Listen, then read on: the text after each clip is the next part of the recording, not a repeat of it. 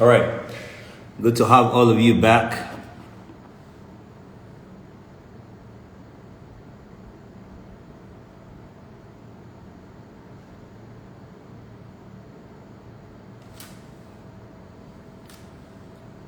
Captain Mo, I see you, bro. Captain Mo.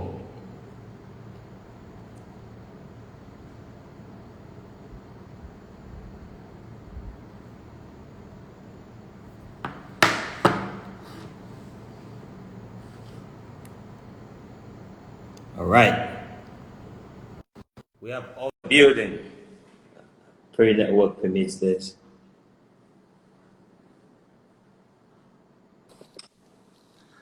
Hello? Cakey, man. No, I'm very good. I'm doing very good. Thank you. Good to have you here, man. Good evening. Thank you. Thank you. Good evening. All right. So my name is Obi Franklin. This is the bbnaija review show.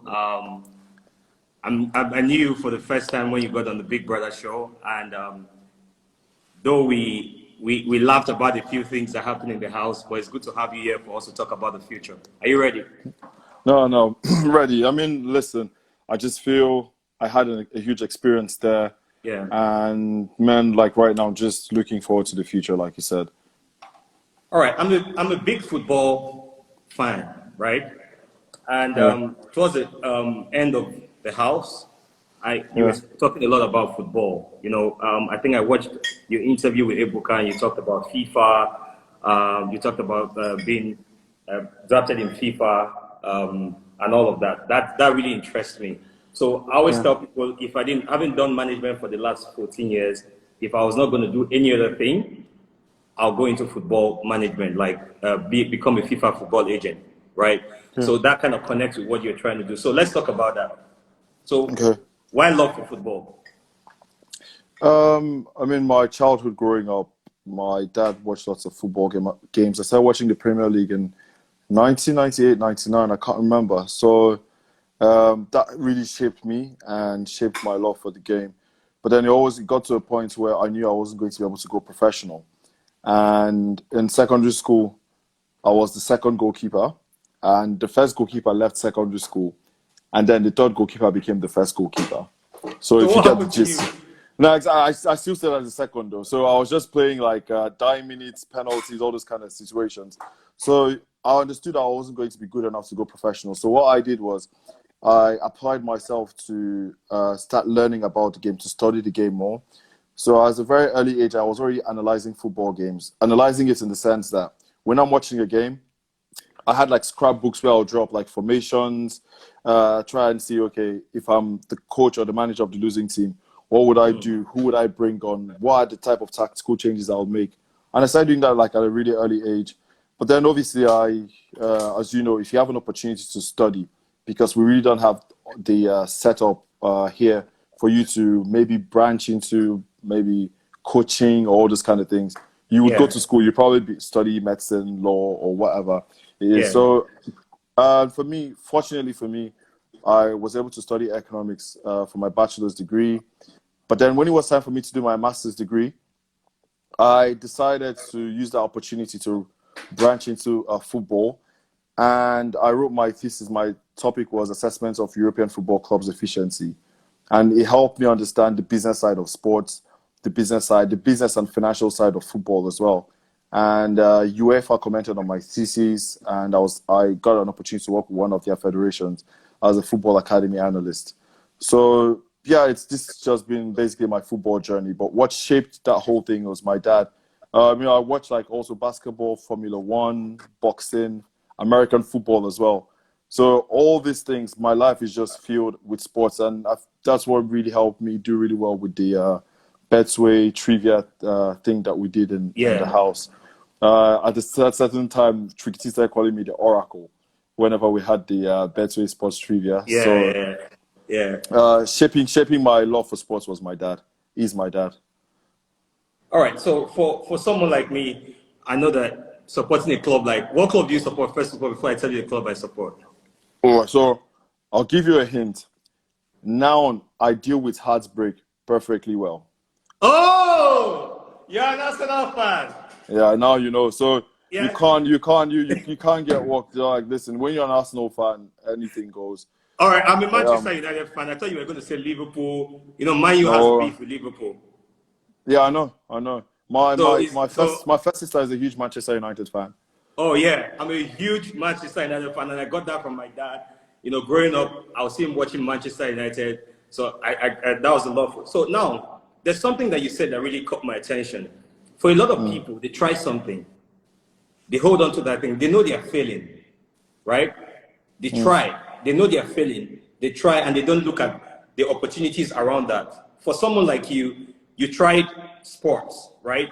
And at some point you knew you were not going to be able to go professional with sport. yeah, And you had to look yeah, at the business side of sports. So for a yeah. lot of young people watching you right now, I want you to I want you to use your experience to advise them that there are things that you try to do so much and it's not working. Not that that thing is not working, but there are a lot of things around that particular thing that can make you money and you can do perfectly in. So I want you to use your experience to kind of mirror that for a lot of young people watching you.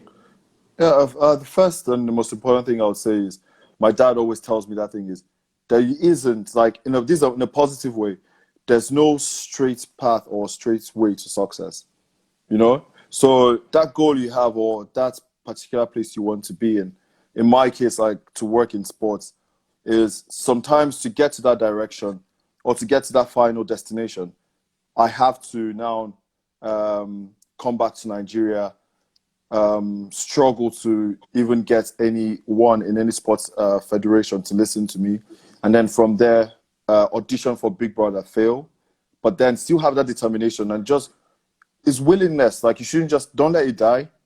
People told me so many times you wouldn't be able to make it, and that's why I said I'm this kind of person that you tell me you can't make it. I'm like, okay, just hold on and watch me, you know. And it's important to have that attitude and to have that ideology where if you believe in something, you go for it, you know. And my favorite movie in my whole life is Chariots of Fire, and one time, one of the guys in the movie, he didn't win, and he said, "I don't run to lose, I run to win." And his girlfriend told him, "But if you don't run, you can't win." So in simple terms, is if you want to achieve something, with all the stumbling blocks you have, but if you don't persist and continue, you wouldn't get there. So it's all about dedicating yourself, saying, "Okay, this is what I want to do.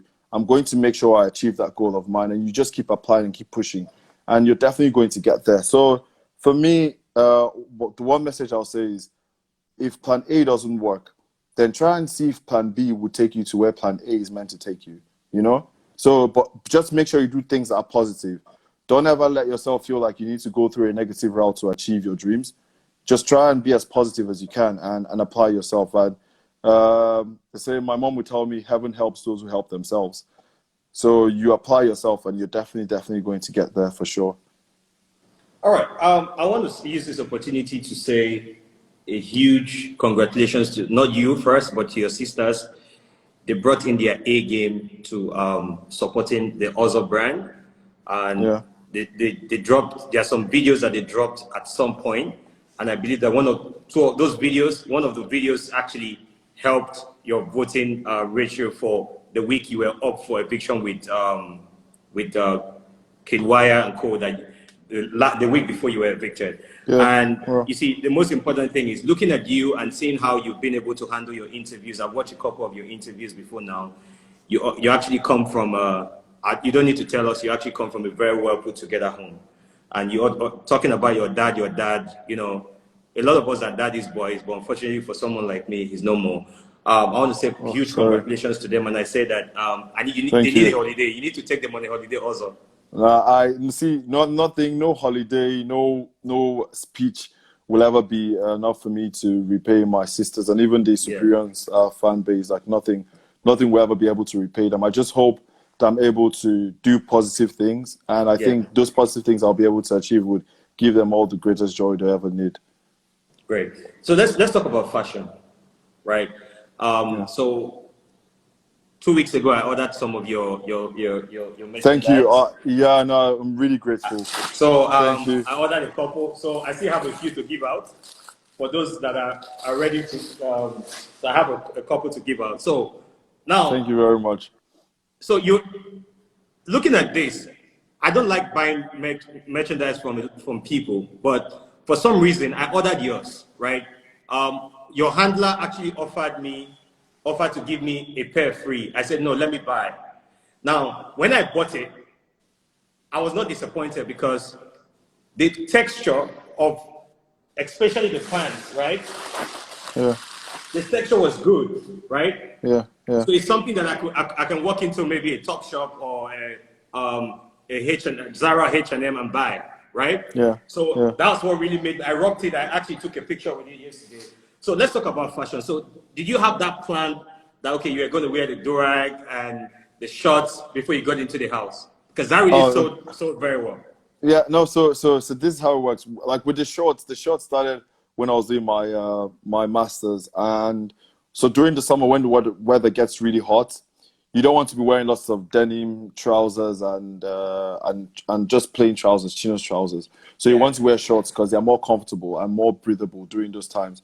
And yeah. this one time I got this pair of shorts, and they were like a little bit loose on the thighs. So when I pulled them up, they got really fitted, and they were so comfortable. And I was like, this doesn't seem that bad at all. So coming into the house, I started buying lots of shorts before I even came into the house. So when I came into the house and I started doing it, my people in the house would now start commenting a whole lot about it. I mean, my last sister, when I'll be going out sometimes if we're at home together, she'll be like, "Also, just pull the shorts down a little bit," that kind of thing. But So it's just, yeah. someone said if it's not short, it's not for us. Nah, no, it's not. And I started doing this thing where one leg will be longer, so the left leg has to be higher than the right leg, kind of situation with the whole thing. No, but for me, I always say fashion is all about. It doesn't have to just look nice. You need to be comfortable as well, and that's why anything I'll do or anything I'm going to continue to do, like with the fashion industry, is going to be creating clothing that people will be comfortable wearing. Something you can wear Yeah. to the gym, something you could wear to go to the mall, something you can wear and chill at home, something you can wear and chill outside. So this is my idea. And what with the do rags, I would like to say shout out to Neo, because it was just one day we had the very first no when we had the second show, which was like our second task. So I had like these black do-rags and I rocked them. And once I rocked them that day and came out, everyone was like, wow, so you look different. Because I was wearing the flat hats before then. So the first time everyone saw me with the do-rag, they were like, man, you look really nice. And well, I knew it was like, gee, I came with like lots of do-rags and stuff, and I really started rocking them. So it wasn't planned with the do-rags, but with the shorts, it was just my style for the longest time. So, like for someone like me, I wear good clothes, right? Yeah. And if you, I'm sure that when you start, your the quality will be way better.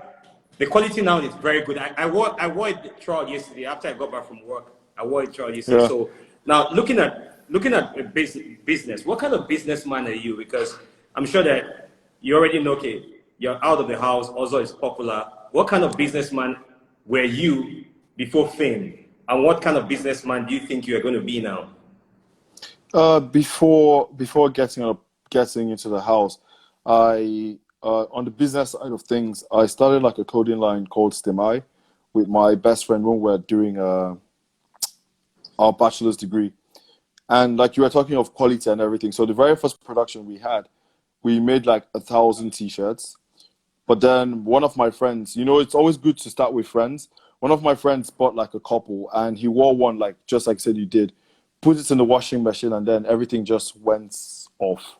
So you can imagine you're starting a business, you've made like 1,000 that you want to sell. So we had to like push everything aside and just stop selling.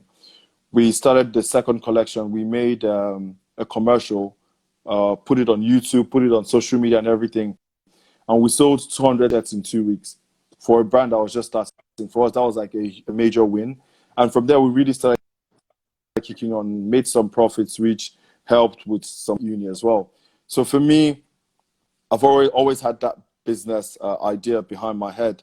But by the time I did my master's, I said, okay, my dream has always been to work in football. So I'll just let business stay on the side for now and try and pursue the whole sports administration thing. But obviously now outside the house, my main things are between sports, development, entertainment, and fashion. So within these three industries, everything is going to have to be business oriented, you know, and trying to find a gap. I feel like it's always important to know, and I always tell this to people whenever it has to do with businesses, just look for where there's a gap and see if you could help fill that gap. Because when you're filling that gap, you're making people happy. Though you're making profits, but you're also helping people as well. So it's just trying to find a gap. And that's the kind of businessman I am, finding a gap and trying to fill that gap up.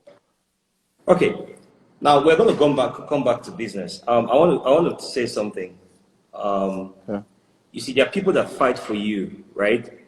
And they fight for you because they believe that they believe in who you are and what you've become. Yeah. Noboligwe bossed it everywhere. And I want to say, I give it to him 100%. You know, he did almost everything to make sure that Ozo stayed in the house, called people the same way your sisters did and everything. And the synergy was excellent, you know. I want to say that's another person that he needs a holiday and a chill bottle of something, you know. I'm sure that you guys have already hooked up already. That guy did a great job. I wanted to just say that. No, definitely did. He did. Definitely. Yeah. All right. So looking at football, right? Looking at your football management, the business of football, there are a lot of young people in Nigeria. So let's talk about the lack of sport development in Nigeria, right? Nigeria, we have very, very, very talented guys. I'm sure you see a lot of talented kids on social media playing football and all of that. So now you're Ozo, right? You're no more. Let's forget the Ozo Mena. That is our village name. That's where we are coming from. So now you are Ozo as a brand. Yeah. What are you going to do? The minister for youth and sport, Sunday Dari, is a very young guy. Is that something you're going to take to the government and say, listen, I want to do sport development for Nigeria. Let's leave the state. I know you're from Enugu State, but let's leave state. No, I'm from Imo, actually. Sorry, you're from Imo State, but you live in Enugu. Yeah, but I live in Enugu, yes. Okay. So is there something you're going to package right now? Because your face can now open the door.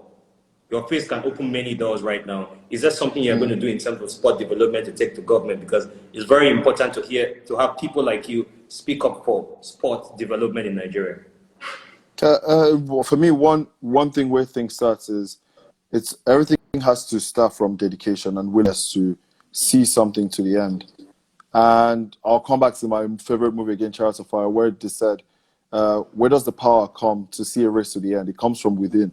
So until we're willing to dedicate ourselves and apply ourselves, because we all know ourselves, like most times it's kind of like in our nature where we start something now today, we want to see results tomorrow. And a huge example is the Iceland team that made it to the Euros and to the World Cup. When Iceland started being like indoor training facilities, because you know, like the weather there is really, really cold, and started putting things in place, started training, making sure that they had lots of coaches with like the UEFA A license and the UEFA Pro license. When they put all those things into place, Sigurdsson, Sigthorsson, all those guys that were in that team, they were between the ages of 12 and 13, something around that age. By the time they were, those guys were like in their mid-20s or almost late 20s, and they also made it to the World Cup. So it took like almost 10 years to get there, you know? Now, with us, like I said, we just want to do things now and then see results immediately. And it's how much do we want to dedicate ourselves? When I did the Bets with Difference campaign with Lakon, we did, I think it was last week, Saturday, we found out that the last documents that was made in 2009 for almost like sports structure stuff that was passed, 61% of the sports stakeholders and administrators in Nigeria had no idea that document was made. So how do you make a document that's meant to change the structure of sports and you don't have the stakeholders and administrators working together to help change, to help put that structure together? And on the dedication part is, I'll say this now, I put together a document to the Football Federation in 2018. When you have to spiral, so put down ideas. Because my thesis, I also added my thesis there, which was based on assessment of European football clubs with. Because before I came back to Nigeria, I prepared a draft for an academy performance plan for the Football Federation in UEFA that I worked with. But I was told I was going to get a call back, but in 2020, I didn't get a call back. So From the thing is, our own federation, right? Yeah, yes. So the thing is, it's not just, it's about how willing and dedicated are we. So it's one thing me or you taking a document to the minister and saying, okay, let's do this. But it's not just let's do this, are we willing to do this? Are we willing to see this thing to the end? Are we willing to go through the pains to try and see this thing? Development has to do with education as well. I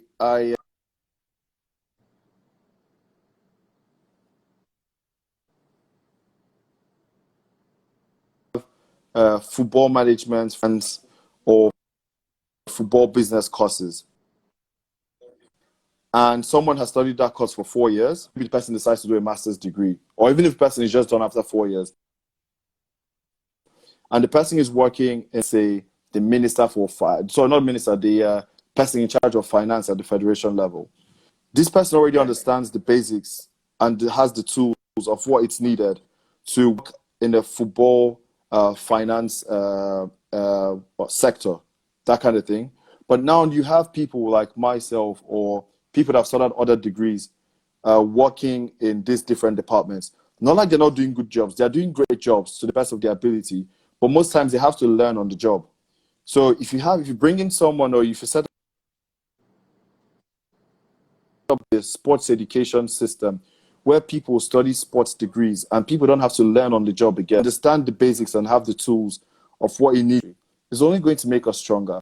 And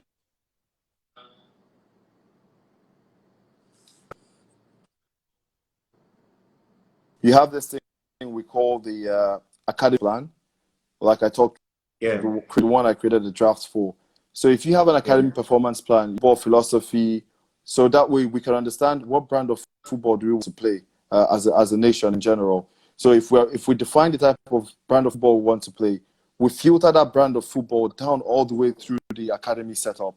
So that way we get to a point where we have different youth teams. So if you take a winger from the youth team, from the under-17 team, and put him in the under-23 team, he understands what winger in the Nigerian national team setup. You take the person from under-23 to the national team, he understands what's needed from him. So that way you have continuity. And we also need to be able to improve our education and create a coaching syllabus. Like when we're in school, remember, like our teachers had the syllabus that they would teach us from. So everything has a sequence. That's how it is in football as well.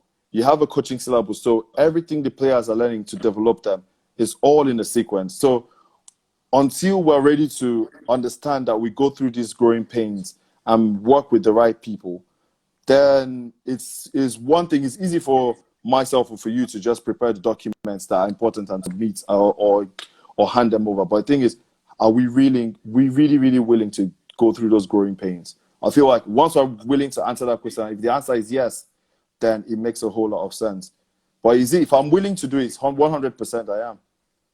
Okay, quick question. Looking at sports, do you think that the growing clamor for the women and men to earn the same amount of money is a good thing to happen to sports?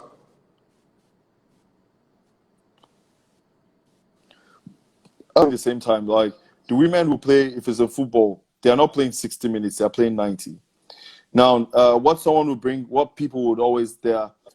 people always bring up is in terms of, because we know that sports, what generates a whole lot of income now for sports is the TV deals. That's what generates the most amount of income for sports. The people will tell you that TV companies were willing to pay over the premium for male games than they want to pay for female games. So until we're ready to look at that, when it comes to the TV deals, until we're ready to look at that differently, then we're going to keep finding ourselves in this same situation where we feel like the women shouldn't earn more because they play the same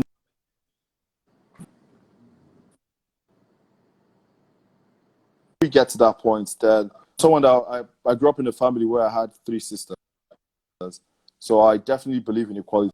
My parents didn't treat me differently from the way they treated my sisters. My parents would never do that whole only son thing, never in their dictionary. So I definitely believe in equality for sure. All right. So having said this, right, I think you're in the right position to actually first. I'll be surprised if in another 1 year you don't own or start building an academy, right? Or start somewhere in sport, because you see, for me, sports sports is a very, very, very big part of our lives, right? One thing that unites Nigeria, there's one thing that has never divided Nigeria. One thing that unites Nigeria is sports, entertainment. You understand? We go out, you hear Davido is on the stage performing, right? Everybody loves Davido's song, they love Wizkid's songs, they love Nyanya's song, Techno, Tiwa Savage.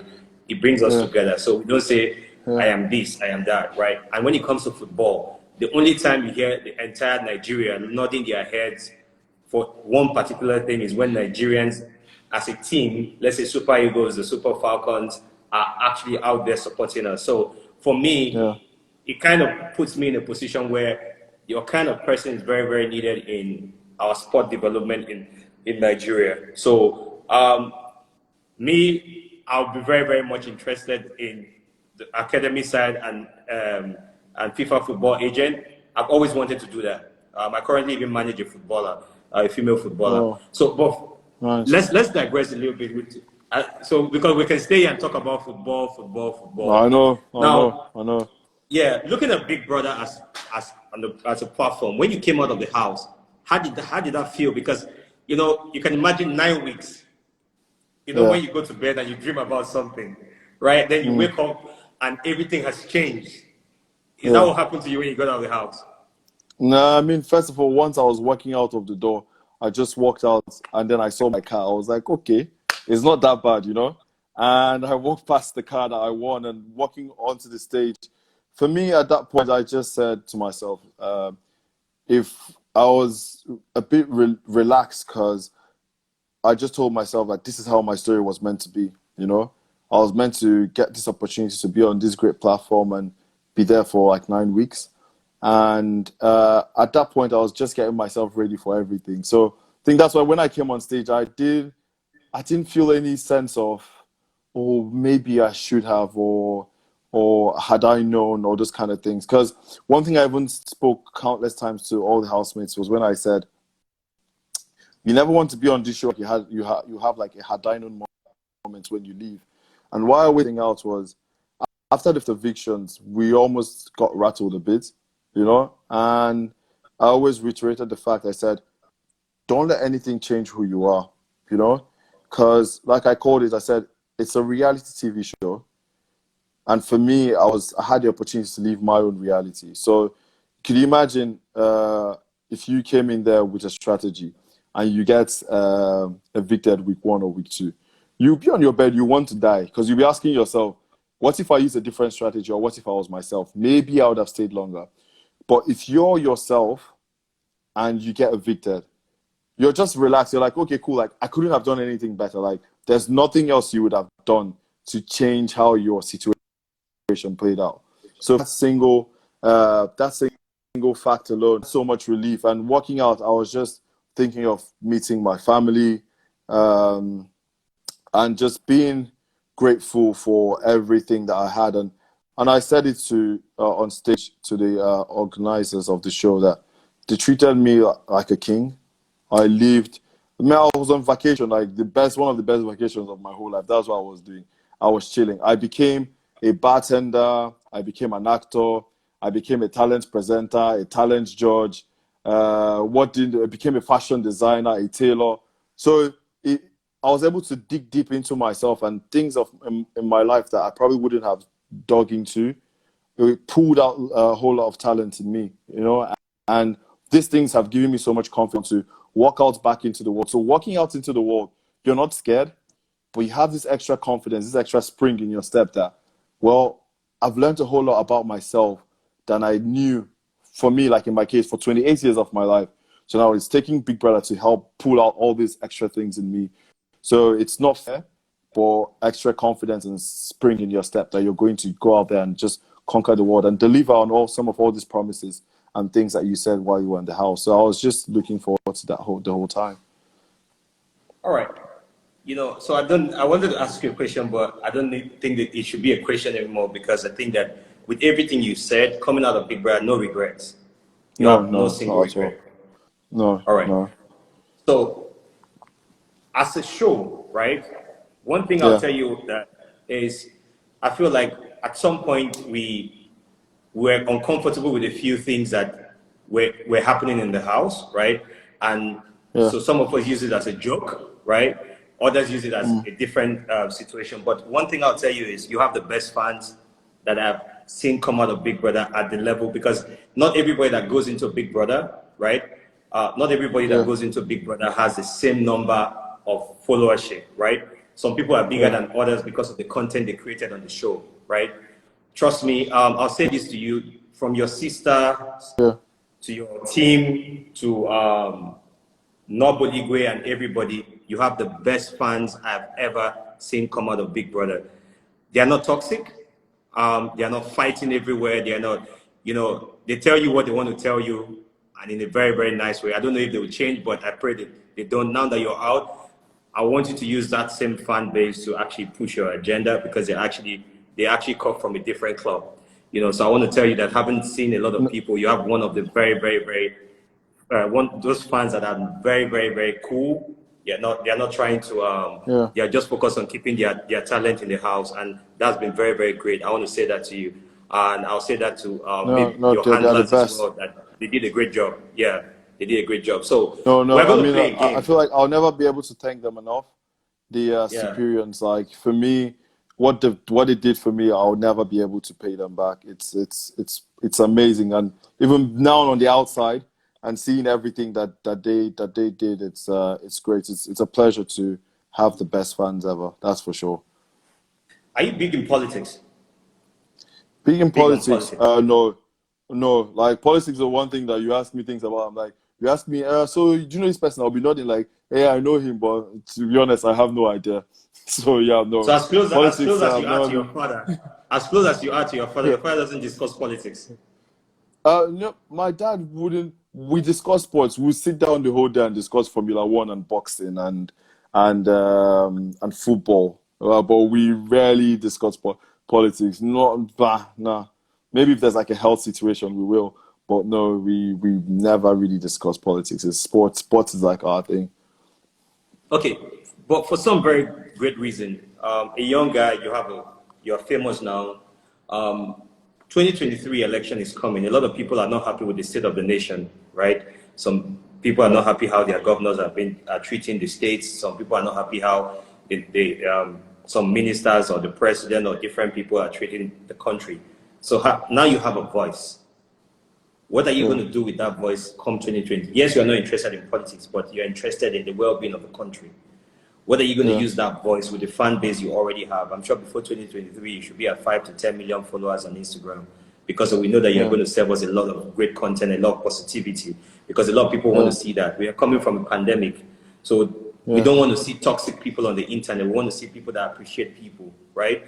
So what are you going to use your fan base to do come 2023? Yes, you might not be standing in for an election. Something might change, but we need to see that, use that for you to use that fan base to change something in our political place in Nigeria. What are you going to do if you have to do something in 2023? If I had to do something in 2023, I would use Tricky T's words. You could say, I'm just a servant for the people, And what those words simply mean is, if there's a gap to fill. So if there's a situation where I feel like, okay, I could help, because sometimes we almost forget you really don't need to be in that political seat to help create a change. You can create the change from outside, being outside the political seat, and that's something I strongly believe in. I necessarily don't believe you have to be there to create that change. But if I have to be there, then I don't know. 2023 for me is like, it seems far now, but we all know how time flies as well. But general, it's all about where do I think I can make a change, and that's what I really would want to work towards, is any parts or any sector I feel like I could help put a structure to. Because people run away from Nigeria because they'll tell you the system doesn't work, and why people use that word is because they believe the structure doesn't work. But one thing we almost tend to forget is Nigeria is a country that keeps developing, and the developments may be slow, but if we apply ourselves and if we're able to put a structure in, and for me, that's why anything I want to do in any sector would have to be to put a structure in place. Because if you have a good foundation, then people that come after you can build. But if you have no foundation, then people that come after you, no matter how hard they try to build, everything will keep collapsing. So mine is going to be: is there a gap to fill, and could I help put a structure in place? And things like that would really interest me for sure. Okay, so looking at you now, so let's believe that maybe your governor, the Imo State governor, is watching this, and he puts a call across to your dad, or puts a call across to you and say, we want you to come and serve in the position as either the senior special advisor or special advisor or commissioner for youth and sport in the state. Is this something that you take immediately? Yeah, if I could help fill a gap, it's like I said, it's not just about putting it, like in the case of putting the document together. It's not just about putting a document together and then submitting it. It's about are we willing to take the yes answer and and create a change? Because it's one thing, some situations where you have the name of a role, but you're really not doing anything there, And like I said, my life is always centered around trying to make sure that if I say I'm going to do A, then I have to deliver A. So it's that's just what my life is about. So if I get out, I'm from Imo State, and they always say charity begins at home. So if that kind of opportunity comes up, like we say in the house, who am I? Just a mortal in the scheme of things, like we've been saying in the Big Brother house. So who am I to tone things like that down? As long as it's going to bring about a change and help me and people in the States to reap the benefits of whatever that change is going to be, it's definitely going to be interesting.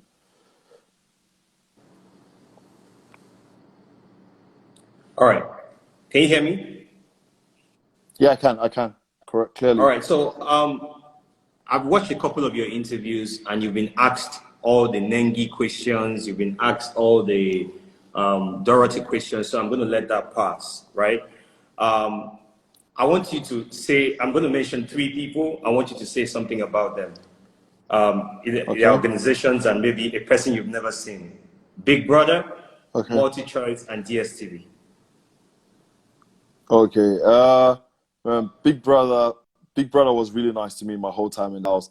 I think even when I got evicted, there was like a pause for like maybe 5 or 6 seconds. I was like, Big Brother is not counting 10, 9, 8. I was like, okay, cool.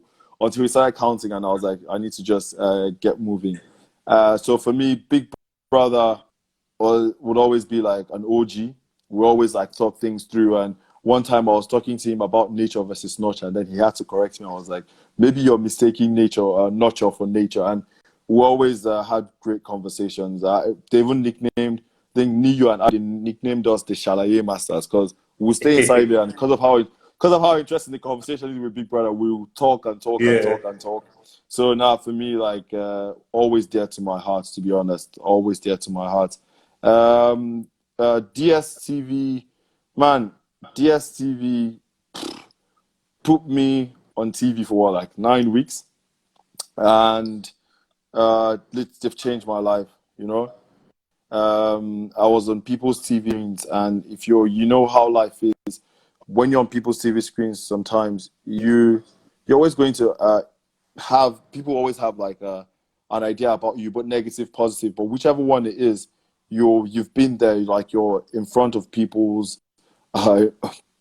People just wake up every day and then they see you, and you're affecting people's lives one way or another. And DSTV for me, I'll never be able to thank them enough. MultiChoice, I'll put it like this: MultiChoice, DSTV, Go TV. Yeah, they've literally given me a platform to become a positive pillar in the society. And I say it because people almost look at the show as you're able to increase your Instagram followership or your social media followership, I would say. But then they forget that it gives you a platform to deliver on some things you really want to do your whole life, and that way become a positive to society. And for me, that's one thing they've done for me, and I'll forever be grateful. I can't say one negative thing about my whole time in the house. If I write a book eventually, one day, hopefully, about my stay in the house, it's just going to be, I should just call it like the most positive book ever. That should be the name of that book, because I can't say one single negative thing about my experience there. All right. So, did you win any trip anywhere during your task? Did you win any trip? No, I did. I won a trip to Abuja with Travel Better. I won a trip to Dubai for the One Africa. For the first thing with Triti, and I won that one together with Pepsi. One Africa Music Fest. One African Music Fest. Yeah. So I won. So because I won 2 trips. A friend just sent me a message that he wants to do an all expense paid One Africa trip for you, but I want you to nominate one fan, right? Maybe, or your sister or somebody that you want to come with you, since you already have that treat. So I want you to nominate one person. So I'll reach out to your team, nominate one person that is going to go on that all expense paid trip. The friend said he wants to be, he said he didn't like you at all, but this interview has made him really like you so much, and he wants to give you a treat. So now I want you to nominate somebody. It could be your sister, your mom, or your dad, and that person's ticket, visa, and hotel will be taken care of. I just got that message. And I also have another friend that just sent me a message. He owns the eyewear store. I think you need to meet with him. Akin House of Lunettes. He owns the eyewear store. He said I should tell you that he's a big fan now. So that's great. So thank you very much. Just your people should let me know, and then the person is going to get the treat. All right. So we're going to play a game. I'll do that for sure. We're going to play a game. Are you ready? So I'm going to mention 2 things, and you pick one. Okay. 2 things and I'll pick one. Okay. Yeah. Fair enough. Enugu or Imo? Imo. It's hard, but Imo. Ukwa or Abacha? Abacha. Oha soup or Ofo Onugo? Oha soup. Moi moi or Okpa? Okpa. Aloma bitters or kola nut? Kola nut. Definitely. Pami or beer? Me. Every single time over beer, for sure. Pami, right? Pami, yes, 100% over beer. Okay. Tea or coffee? Coffee. All right. Cold shower, hot shower. Every single time. Juice or water? Water. SUV or sedan? SUV. Text message or phone call? Phone call. NEPA light or generator?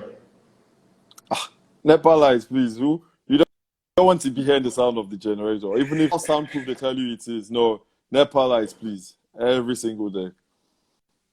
Draw soup or vegetable soup? Draw soup. Roasted corn or boiled corn? Roasted corn. Roasted yam or boiled yam? Roasted yam. Definitely. Cognac or whiskey? Cognac. Dodo or plantain chips? Plantain chips. That's my. If you want to kill me, just put it in plantain chips and bring. Don't worry. Plantain chips for me. God forbid, you're not going anywhere, man. God forbid, no. No, I'm not going. No. God's got my back. No, I'm a huge plantain chips fan. Like I eat them a whole lot. Okay, Okada or keke napep? Keke napep is safer. So keke napep. All right. So there's a conversation I listened to you were having with Lakon. Yeah. One of the last, I think, was on Friday before you were evicted on Sunday. Yeah. It felt like there was something you were saying, right? I posted that video and I felt like you are a very, very, very brilliant person. From even just from this interview, it takes a lot for me to sit down and listen to somebody, right? It takes a lot for me to just be nodding myself when somebody is talking. I want to say you're a very brilliant guy. You have a very, very bright future. Right now, Thank you. you've lived your reality in Big Brother's house. Right now, you're about to live your reality off the camera. And everything that we are going to see as people will be the pictures you post on Instagram, your wins. You know, we might not see a lot of things that you showed us on the show, but we'll see those things that, you know, those things that we believe that are success, those things that you are going to record. Because I know that having someone like Noble, your sisters, you have a sister that is a lawyer. You know, you talk about your father a lot, so he's a very, very, I'm sure he's a very brilliant, well put together man. You have your family, so, and also for someone like you, you're a businessman. From how you've spoken about football, you know, you've spoken about your business and everything that you've done. I know that I am 150% sure that you're a 100% success, right? Thank you. So now Amen. I'll tell you something. There's something they say, money follows attention, right? Money follows attention means you now have the attention. So the money is going to come for you. This is an opportunity for you to strategically position yourself to get that money. Now, you might not win Big Brother, right? Or you didn't win Big Brother, but between now and December, if you position yourself very well, you're going to get many deals. Today, I was opportune to give two Big Brother former some of your colleagues. I was opportune to give them some endorsement today, and I could see that there's a lot of value that's for someone like you who I think you have a bigger brand, right? Can do, and the kind of money you can make. So I believe that between now and December, you should be able to go up in at close to 100 million naira in your account. Amen. Don't forget Amen. don't forget my 10%. Amen. No. Don't forget my 10%. I would not. Thank you very much. Thank you very much. Right. You're a very, very great guy. Thank you so much for coming on this show. I really appreciate you. Thank you for having me. And to be honest, I'll say God bless you for giving me with your platform as well. I'm really grateful. Thank you. Thank you. Thank you. Appreciate you. Good night. Thank you very much. Good night. All right. That was also, I'll say this has been my best interview of all the bbnaija this season for bbnaija housemates. This will be my best interview. So guys, tell us all not to forget my 10%. And guys, I'm very grateful to have all of you watching, and it's been great to see that there's been a lot of positive coming out of here. Kura, I know you are watching. Thank you for, I know that my head is safe from today, Kura. Thank you so much for watching. Thank you everyone. Good night and have a great evening. Bye.